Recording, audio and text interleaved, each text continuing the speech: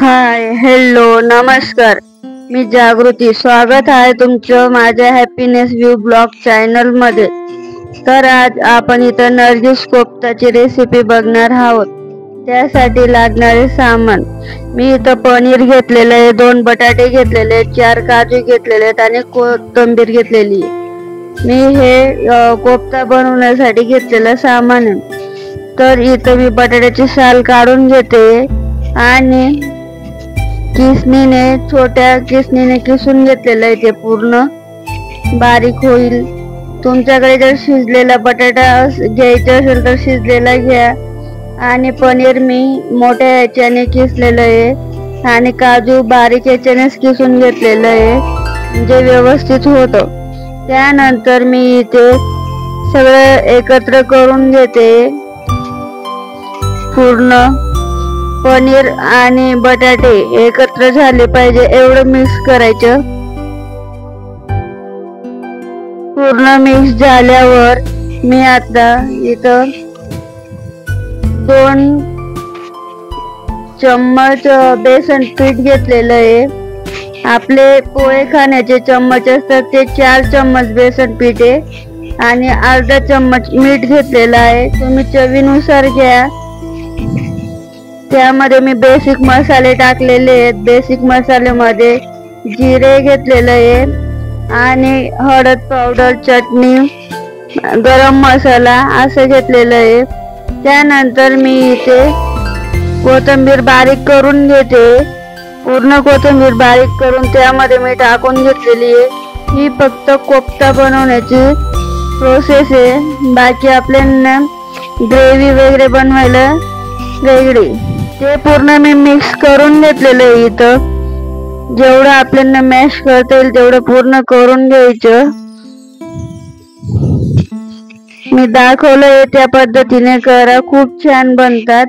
गोळे बनतील अशा याच्याने करायचं. तुम्हाला जर वाटलं की बुवा जास्त सैल आहे तर त्यामध्ये थोडं बेसन पीठ ऍड करू शकता.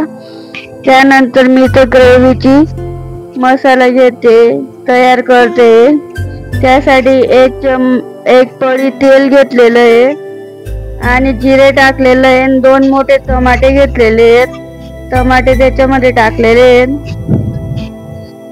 ते टमाटे मी फ्राय करून घेते. पूर्ण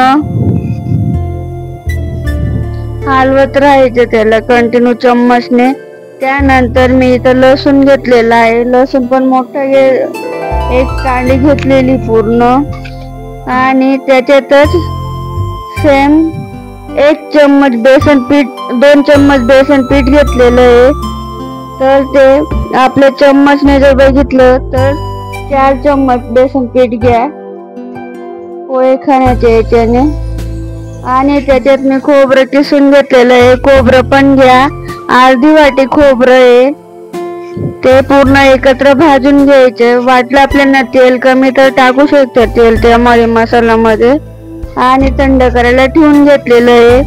त्यानंतर मी इथे 5-7 चम्मच तेल घेतलेलं आहे कोफ्ता तळण्यासाठी. तर आपण इथं कोफ्ता बनवूया. थोडंसं हाताला तेल लावून घेतलेलं आहे. त्यानंतर मी कोफ्ता हा आकारामध्ये खूप वेगवेगळा येतो.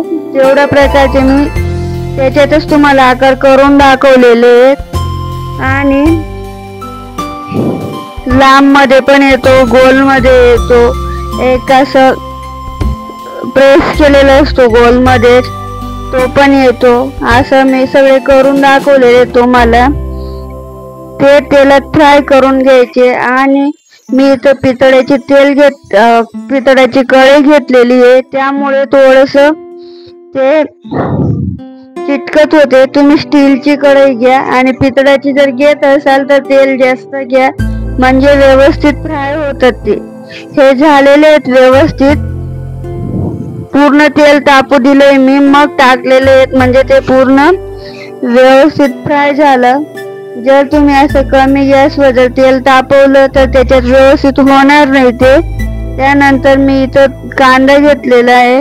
एक मोठा कांदा घेतलेला आहे. तुमच्या घरी जर जास्त कांदे खात असेल तर तुम्ही 2 कांदे घ्या. किती लोकांची तुम्ही ग्रेव्ही बनवता त्याच्यावर आहे. मी इथं 3 ते 4 लोकांची भाजी बनवलेली आहे. त्यामुळे मी एवढं सामान घेतलेलं आहे. त्यानंतर मी इथे एक मोठा कांदा चिरून तेच घेतलेलं आहे मी. त्याच तेलामध्ये मी कांदा फिरून घेते, फ्राय करून घेते. त्यानंतर मी इथं ते मसाला पूर्ण मिक्सरच्या भांड्यात बारीक करून घेते. बारीक झाल्यावर नंतर तोपर्यंत कांदे पण ब्राऊन होऊन जातात. त्यामध्ये लगेच टाकून दिलेले आहे मी, बघू शकता तुम्ही. आणि ते कमी गॅसवर जेवढं आपल्याला भाजता येईल तेवढं भाजायचं. पूर्ण व्यवस्थित भाजल्यावर ते जेवढं त्याला तेल सुटतं तेवढं सुटू द्यायचं.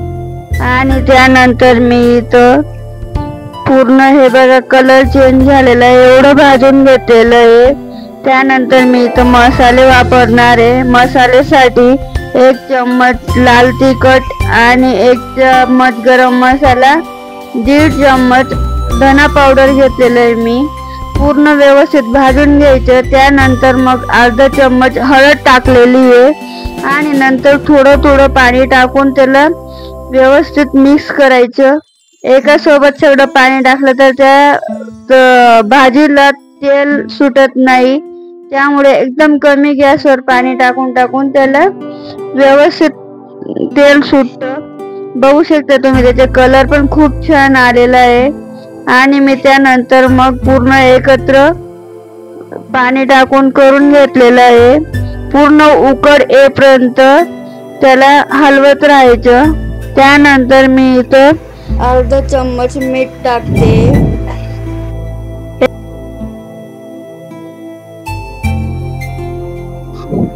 पूर्ण उकळ निघाल्यावर मी इथं कोथिंबीर टाकून घेतलेली आहे.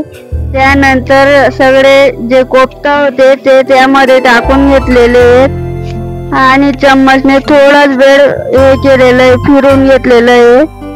आणि त्यानंतर गॅस बंद करून हे बघा मी काढते एका वाटीमध्ये. बघू शकता खूप छान झालेले आहेत ते. हे बघा, जर तुम्हाला माझे व्हिडिओ आवडत असेल तर माझ्या चॅनलला सबस्क्राईब करा, कमेंट करा, शेअर करायला विसरू नका आणि लाईक करा. असेच मी नवनवीन व्हिडिओ रेसिपी घेऊन येईल.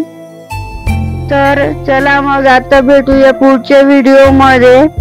तोपर्यंत बाय बाय, धन्यवाद.